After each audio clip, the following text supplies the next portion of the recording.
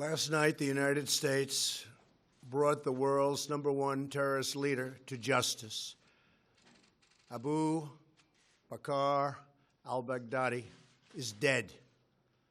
He was the founder and leader of ISIS, the most ruthless and violent terror organization anywhere in the world.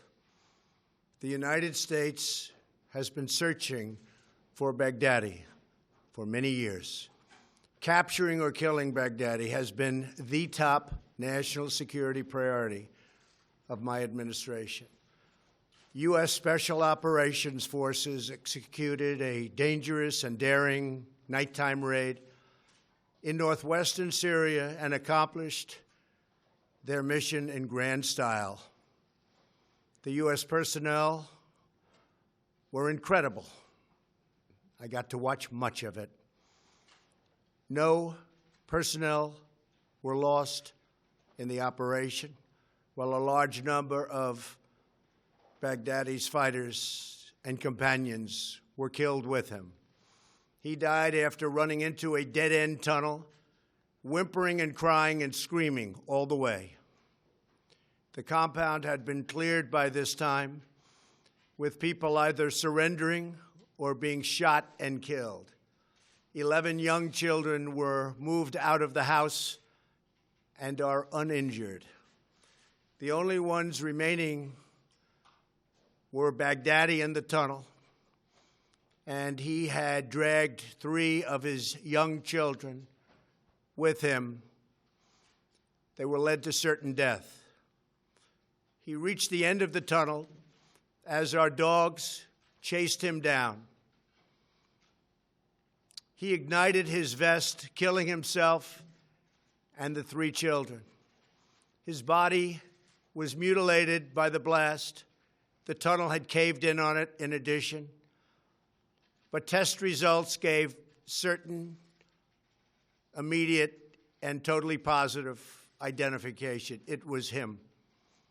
The thug who tried so hard to intimidate others spent his last moments in utter fear, in total panic and dread, terrified of the American forces bearing down on him.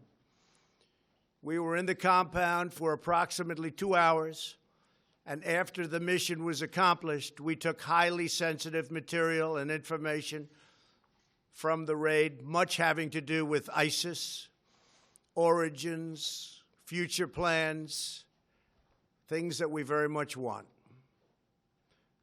Baghdadi's demise demonstrates America's relentless pursuit of terrorist leaders and our commitment to the enduring and total defeat of ISIS and other terrorist organizations.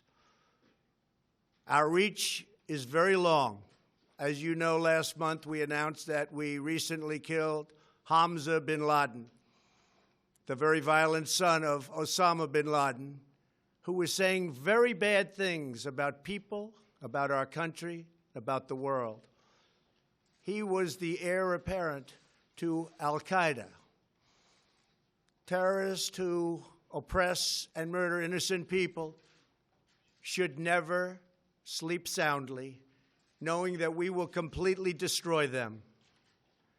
These savage monsters will not escape their fate, and they will not escape the final judgment of God.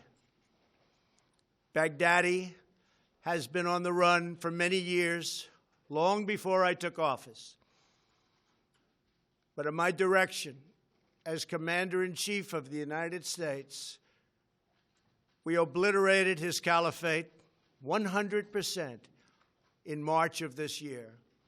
Today's events are another reminder that we will continue to pursue the remaining ISIS terrorists to their brutal end. That also goes for other terrorist organizations. They are likewise in our sights. Baghdadi and the losers who worked for him, and losers they are. They had no idea what they were getting into. In some cases, they were very frightened puppies. In other cases, they were hardcore killers but they killed many, many people. Their murder of innocent Americans, James Foley, Stephen Sotloff, Peter Kasich, and Kayla Mueller, were especially heinous.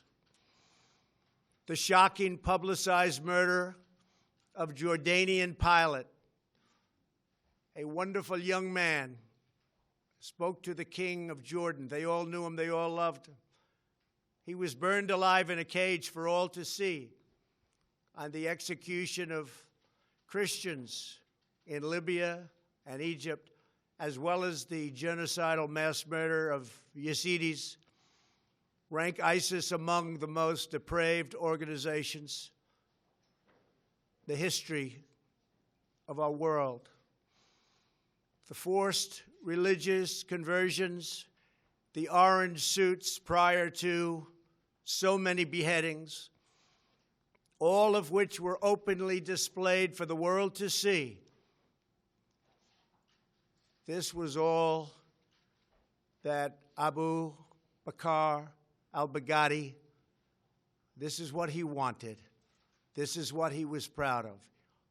He was a sick and depraved man, and now he's gone. Baghdadi was vicious and violent, and he died in a vicious and violent way as a coward, running and crying.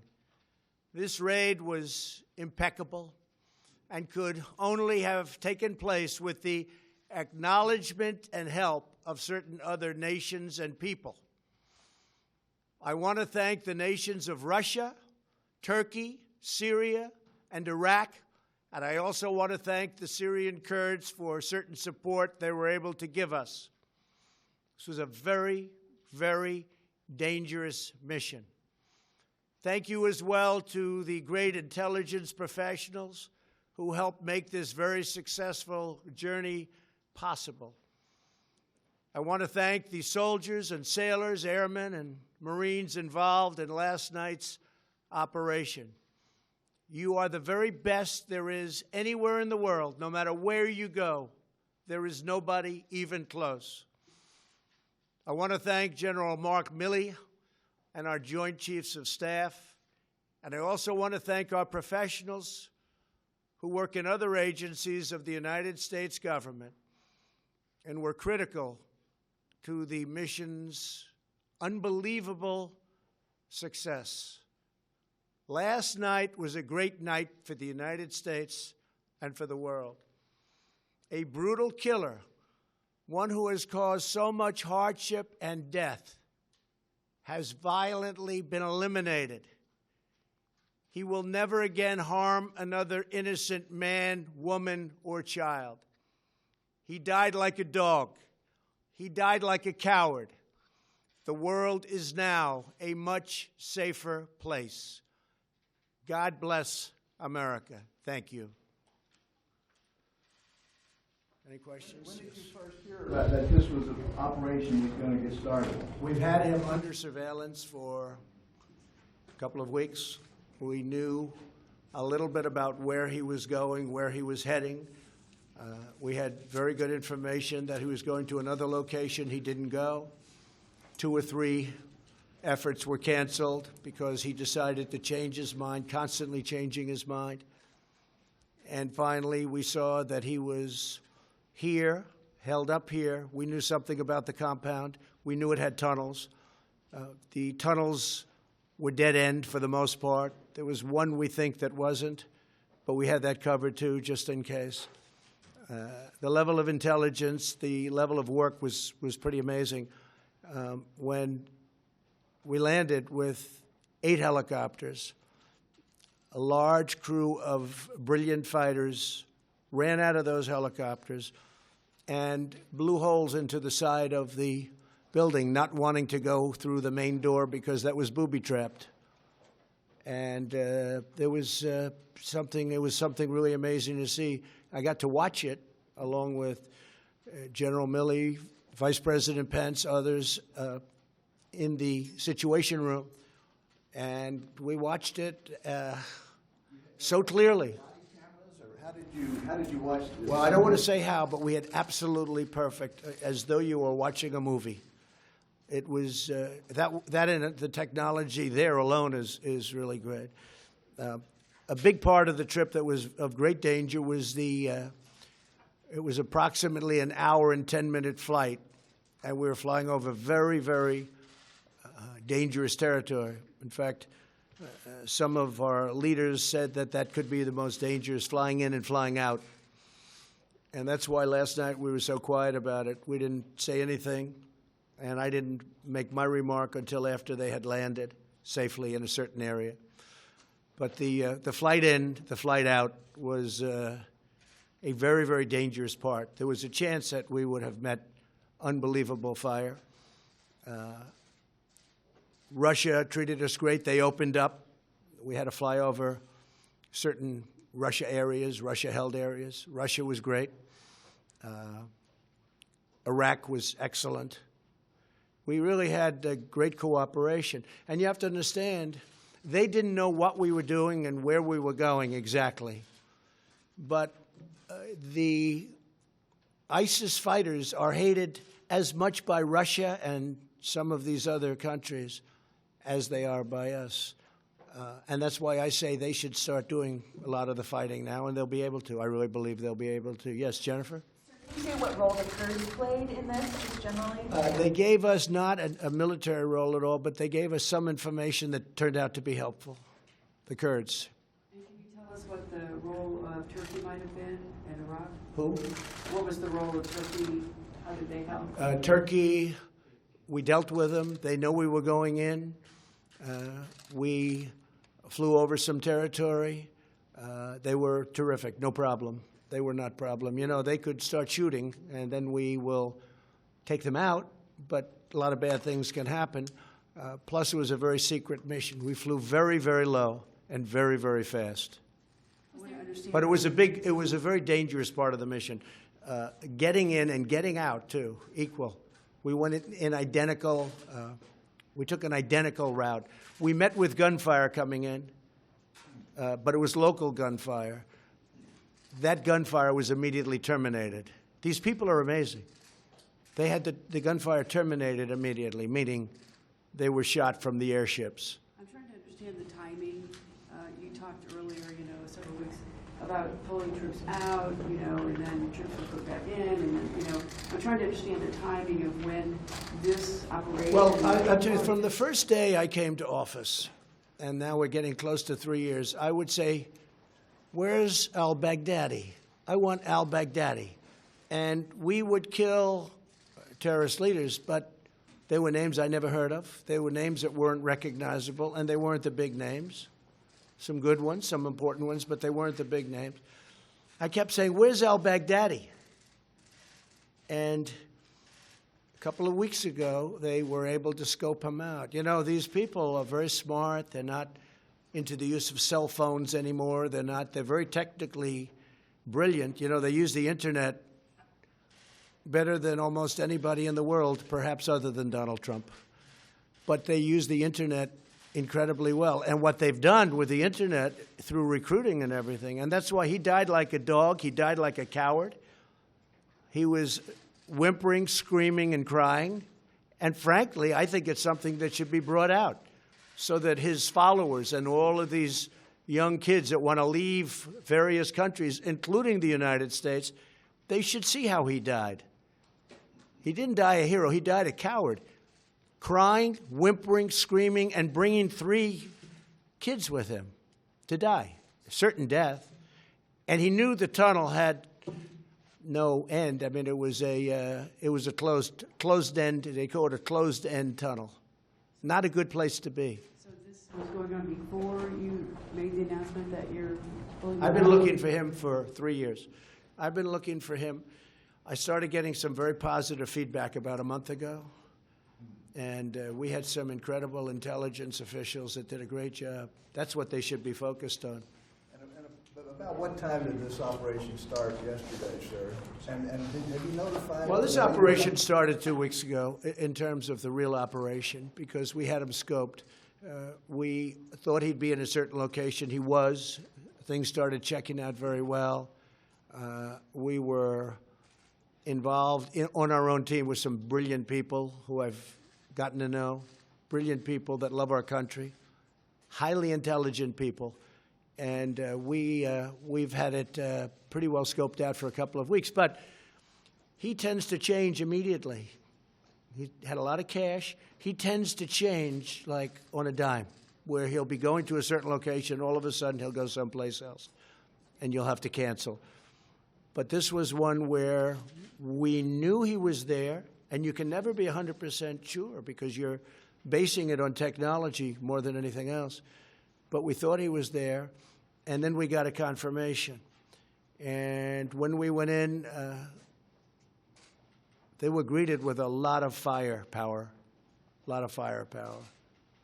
I'll tell you, these guys, they do a job.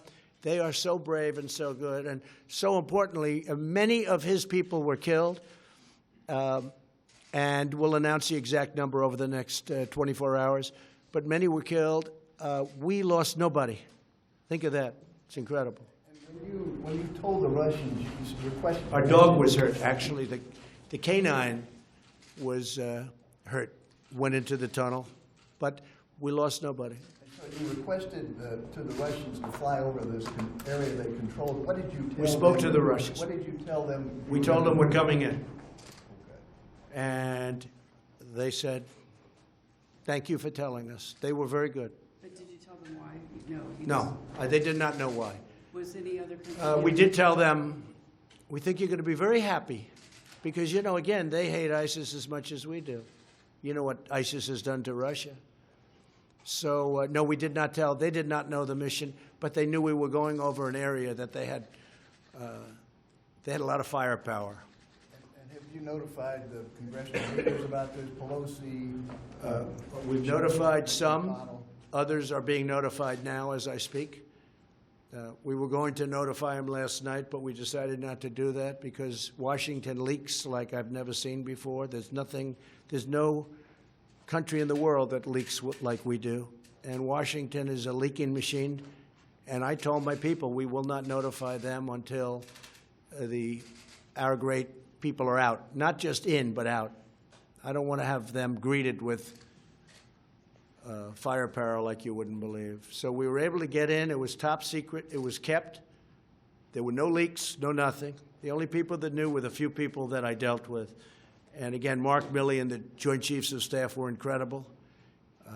We had some tremendous backup.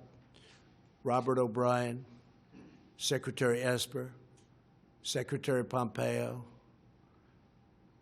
Pence, I told you, he was great.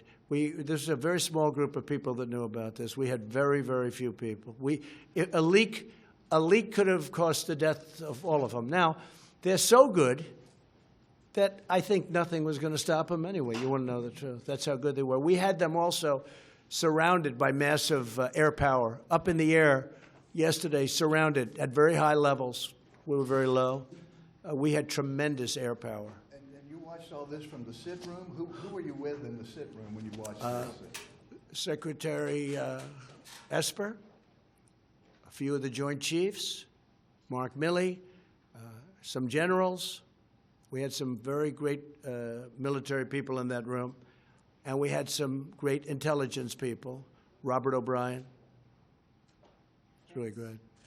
Yes? Was the pullout of the U.S. troops in Syria last month strategically tied in with this raid? No, the pullout, right, sure, it's a great question, and you're doing a great job, by the way. Your network is fantastic. They're really doing a great job. Please let them know. No, the pullout had nothing to do with this. In fact, we found this out at a similar time. It's a very good question because we found this out at a similar time. No, we're after these leaders, and we have others in sight, very bad ones, but this was the big one. This is the biggest one, perhaps, that we've ever captured because this is the one that built ISIS and beyond and was looking to rebuild it again. Very, very strongly looking to build it again. That's why he went to this province. That's why he went to this area. You know, a lot of people I was watching this morning and hearing, and they said, why was he there? People were so surprised. Well, that's where he was trying to rebuild from because that was the place that made most sense if you're looking to rebuild. Yeah. When you said your tweet last night. At what moment did you decide to send that? So I said that right after I knew they had landed safely. When they had Right. returned? And that was to notify you guys that you have something big this morning, so you wouldn't be out playing golf or tennis Where did they or land? otherwise being indisposed. Where were they safe? Where had they landed? I'd rather not say, but we landed in a very friendly port in a friendly country. Give you any pause about your decision to withdraw? No, I think it's great. Look, we don't want to keep soldiers between Syria and Turkey for the next 200 years. They've been fighting for hundreds of years. We're out. But we are leaving soldiers to secure the oil. Now, we may have to fight for the oil. That's okay. Maybe somebody else wants the oil, in which case they have a hell of a fight.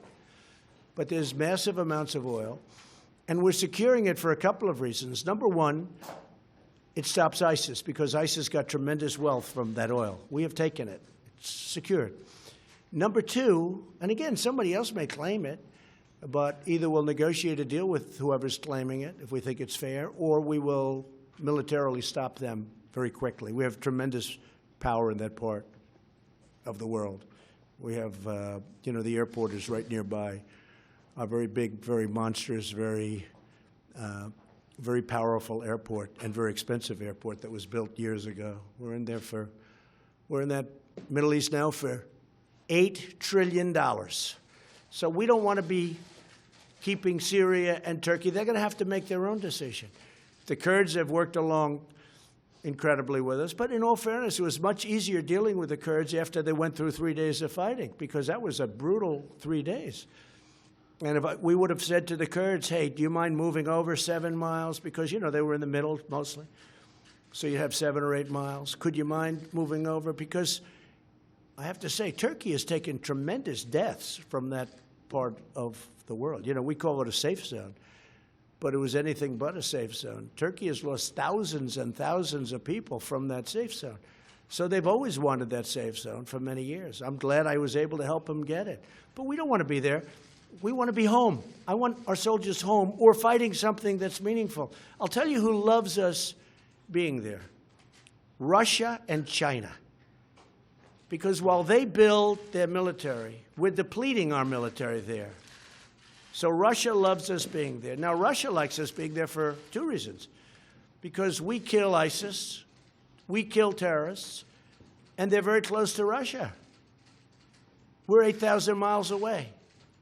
Now, maybe they can get here, but we've done very well with Homeland Security and the ban, which, by the way, is approved by the United States Supreme Court, as you know. There was a reporter that said we lost the case, and he was right in the early court. He didn't want to say, just refused to say that we won the case in the Supreme Court. So, but we have a very effective ban, and it's very hard for people to come to our country. But it's many thousands of miles away, whereas Russia's right there, Turkey's right there, Syria is there. They're all right there. Excuse me, Iran is right there. Iraq is right there. They all hate ISIS.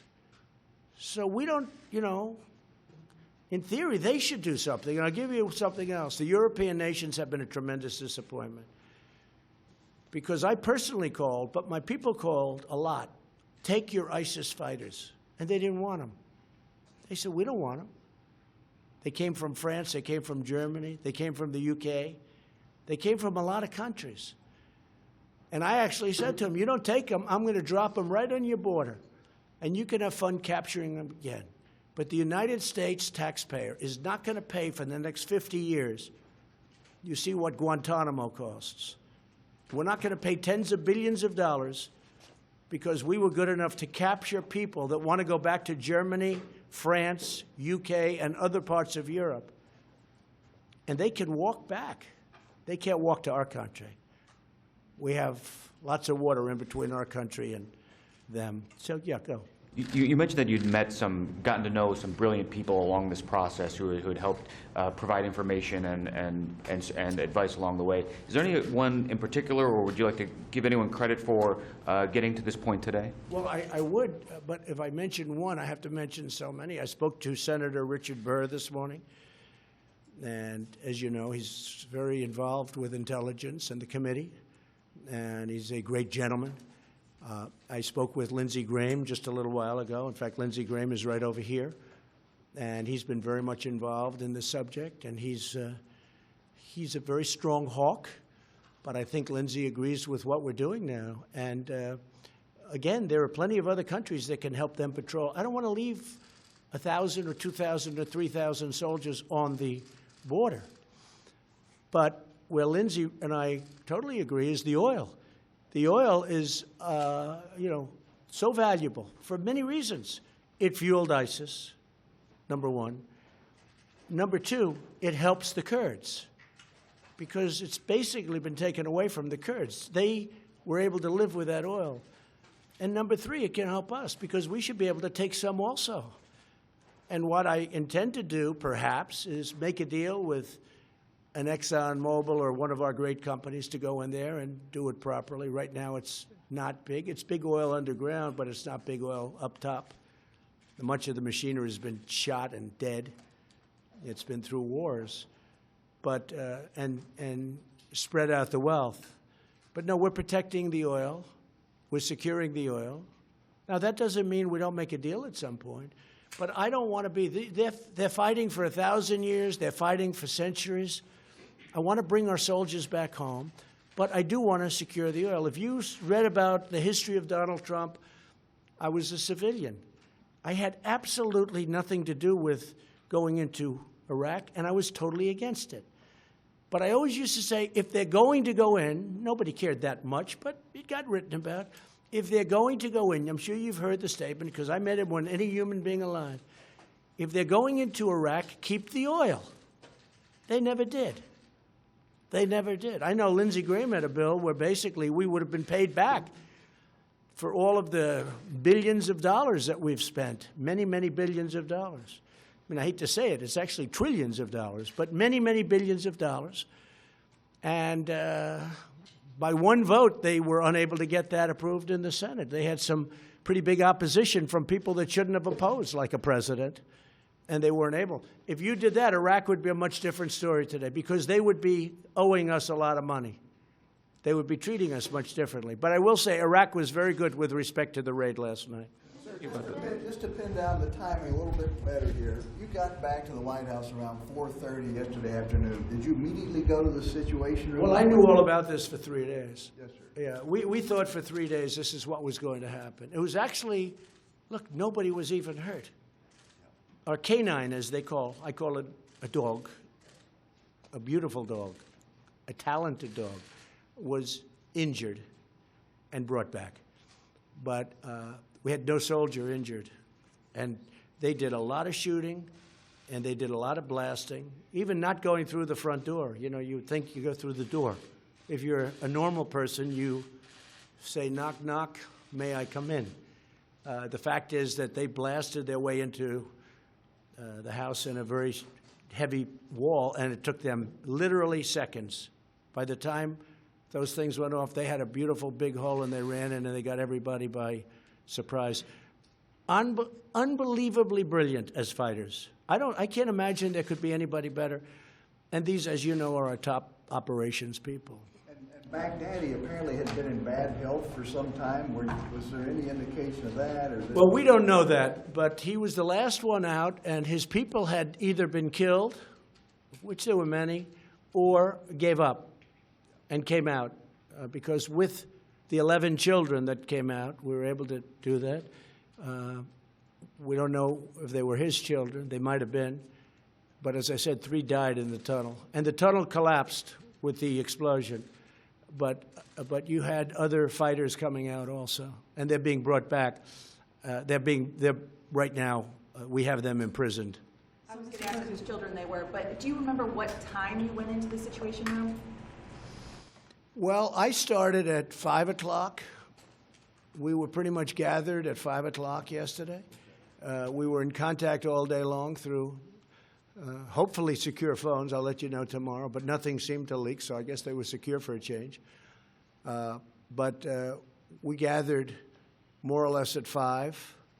The attack started moments after that. The liftoff started moments after that. Again, The element of attack that they were most afraid of was getting from our base into that compound, because there's tremendous firepower that we were, flying over. And I won't go into it, but you had a very big Russian presence in one area. You had a Turkish presence. You had a Syrian presence. And you're flying low. It's very dangerous. And there were shots made, but we think these were people that were shooting, that were indiscriminately shooting. The helicopters took some shots, but we think that these were people that were just random people that don't like to see helicopters, I guess. Was there any kind of DNA test done? So that's another part of the genius of these people. They have his DNA, more of it than they want even. And they brought it with them, with lab technicians who were with them. And they assumed that this was Baghdadi. They thought visually it was him, but they assumed it was him, and they did an on-site test. They got samples. And to get to his body, they had to remove a lot of debris because the tunnel had collapsed, but these people are very good at that. And they, as I said, they brought body parts back with them, et cetera, et cetera. There wasn't much left. The vest blew up, but there are still substantial pieces that they brought back. So they did an on-site test because we had to know this. And it was a very quick call that took place about 15 minutes after he was killed, and it was positive. This is a confirmation, sir. There was also a report that his wife had detonated, or one of his wives had detonated a vessel. So there were two women. There were two women, both wives, both wearing vests. They had not detonated, but the fact that they were dead and they had vests on made it very difficult for our men, because they had vests on, and it made it very difficult for our men. Because you never know what's going to happen. They're lying, they're dead, they never detonated, but they were dead. On the successor, the possible successors, have you been briefed on who? Yeah, we know possibly these still- successors, and we've already got them in our sights, and we'll tell you that right now, but we know the successors.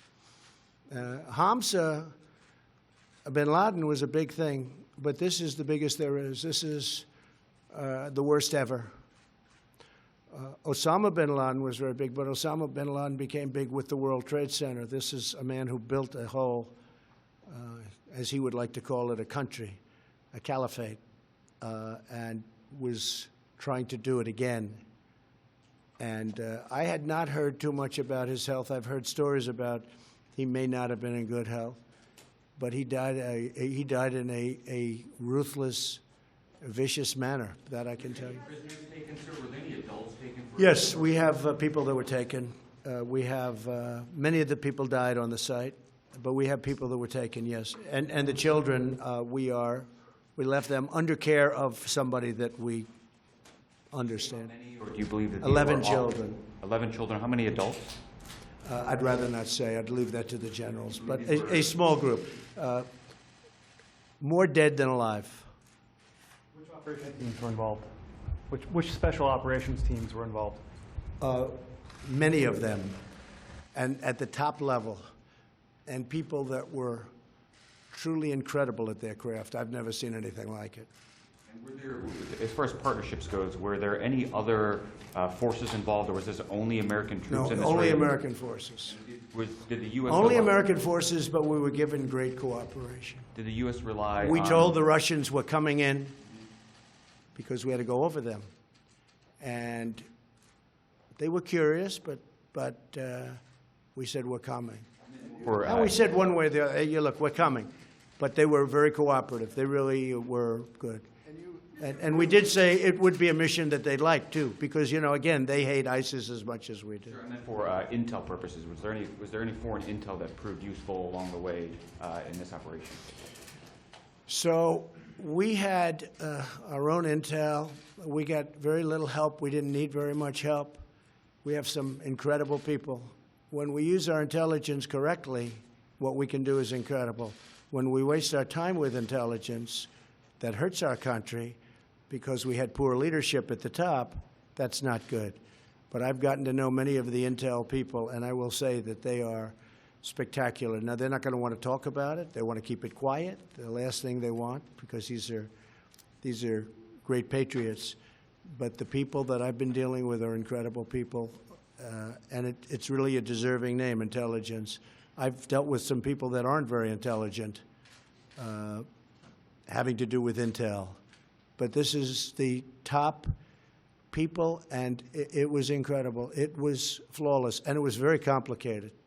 But so I do appreciate Russia, Turkey, Iraq, and Syria to an extent, because you know, we're flying into Syria. There are a lot of Syrian people with lots of guns. So we had good cover for probably the most dangerous part. It would not sound to, you know, when you fly in, it doesn't sound like that would be the most dangerous when you're going into shooting nests and all of the things that happened once they broke into that pretty powerful compound. That was a very strong compound. And as I said, had tunnels. But the most dangerous part, we had great cooperation with. Yes, ma'am? Did you inform Speaker Pelosi ahead of time? No, I didn't. I didn't do that. I wanted to make sure this kept secret. I don't want to have men lost and women. I don't want to have people lost. Do you anticipate inviting the Special Forces teams to the White House after Oh, yeah, this? they'll be invited. I don't know if they'll want to have their faces shown, to be honest with you. You know, they're incredible for the country. They're not looking for public relations. But they love doing what they're doing. I've seen it. First Lady was out there recently looking at what they do. She came back, she said, wow, I've never seen anything like that. The training, you know, all of the training and the power of the people, the men and women, the strength, the physical strength, the mental strength. These are incredible people. These are very unique individuals. You mentioned whimpering. Could you hear that on your video hookup? Mentioned the whimpering of Baghdadi. I don't want to talk about it, Okay. but he was screaming, crying, and whimpering. And he was scared out of his mind. And think of James Foley. Think of Kayla. Think of the things he did to Kayla. What he did to Foley and so many others. And for those people that say, oh, isn't this a little violent?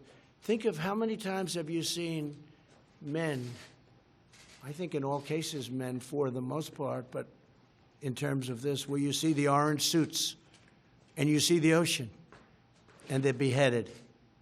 Or how many of you got to see, because it was out there, the Jordanian pilot whose plane went down, they captured him, they put him in a cage, and they set him on fire.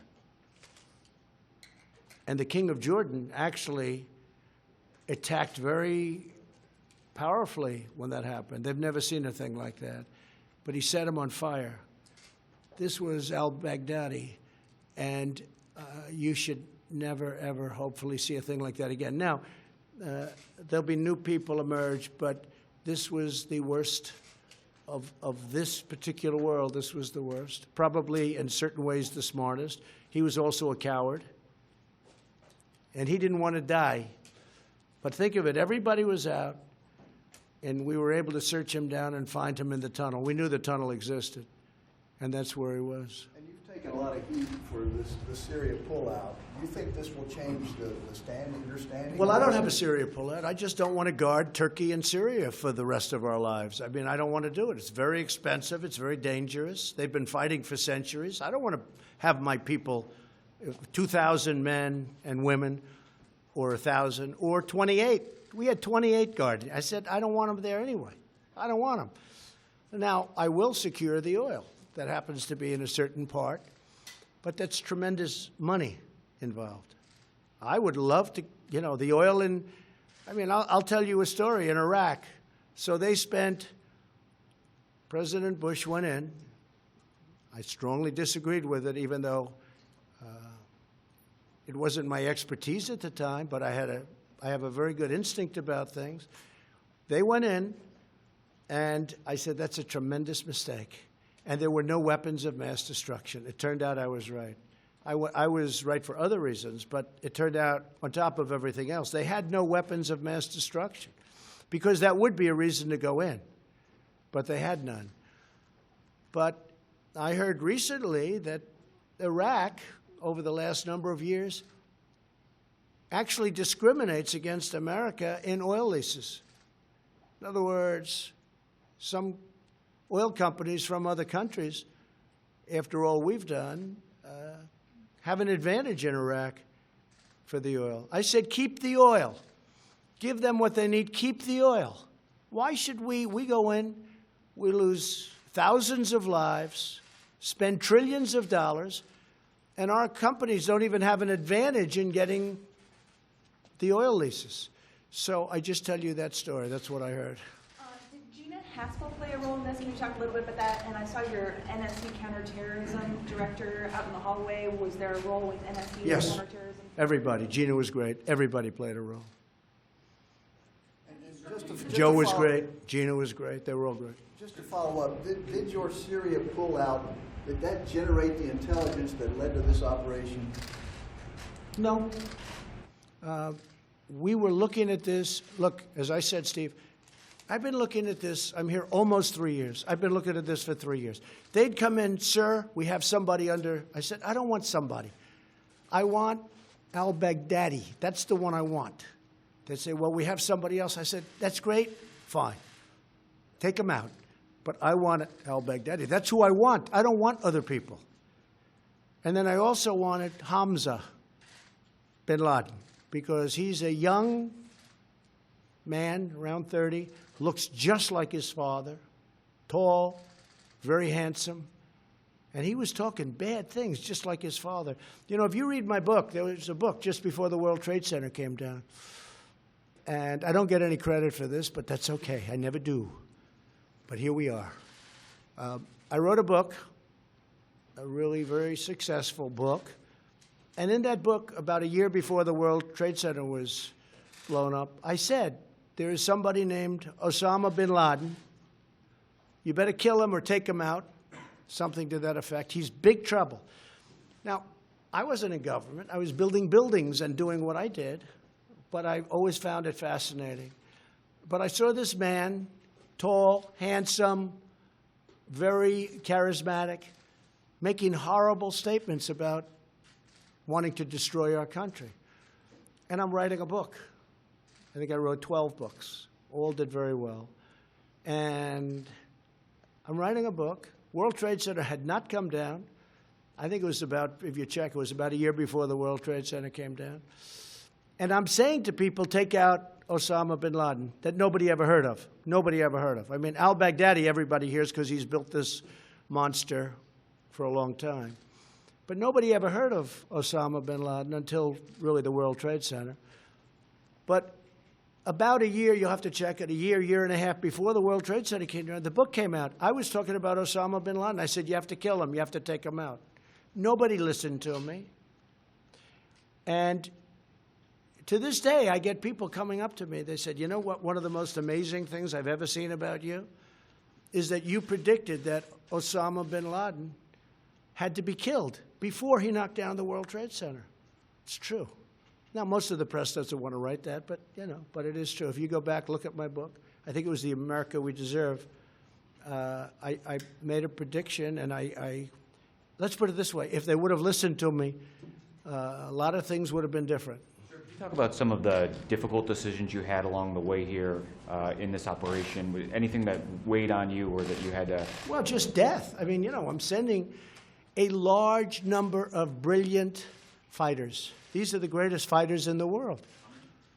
I'd rather let the generals tell you, but a large number.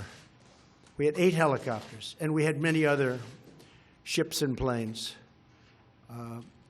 It was a large group, and again, this is a large group heading over very, very strong firepower areas where that was decision one. Will they make it? And they made it. But they took fire, but they made it.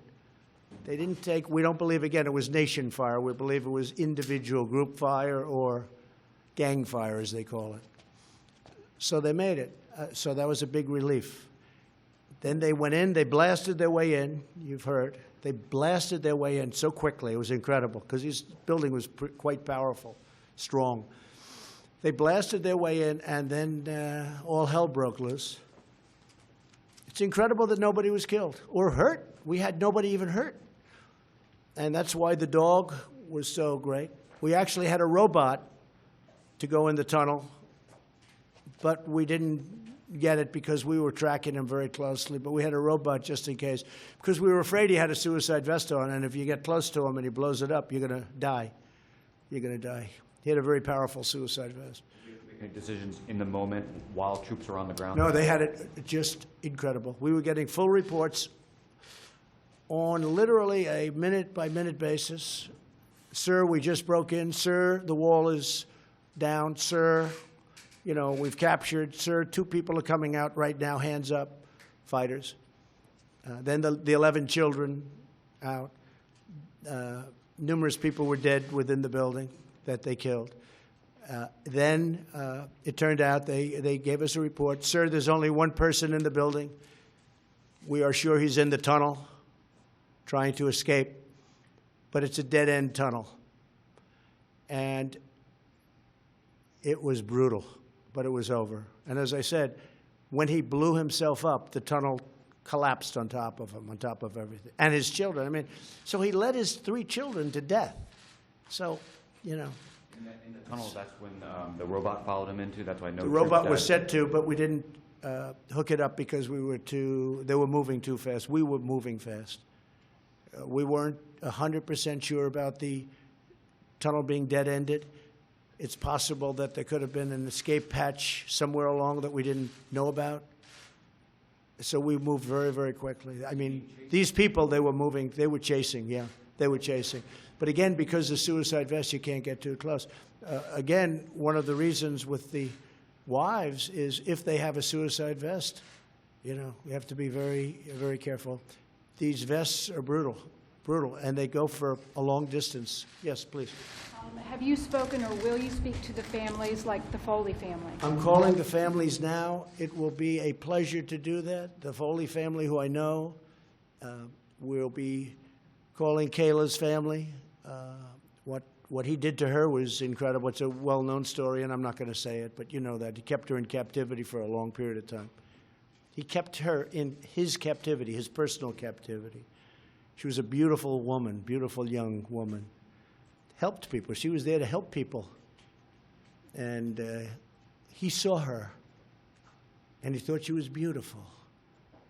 And he brought her into captivity for a long period of time, and then he killed her. He was an animal, and he was a gutless animal. Thank you all very much. I appreciate it. It's a very great day for our country.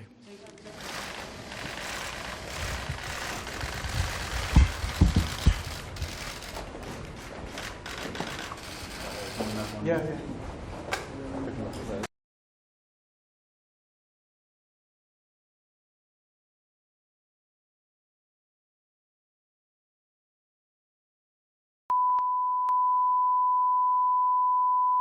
This is the primary audio circuit for the Reuters live service.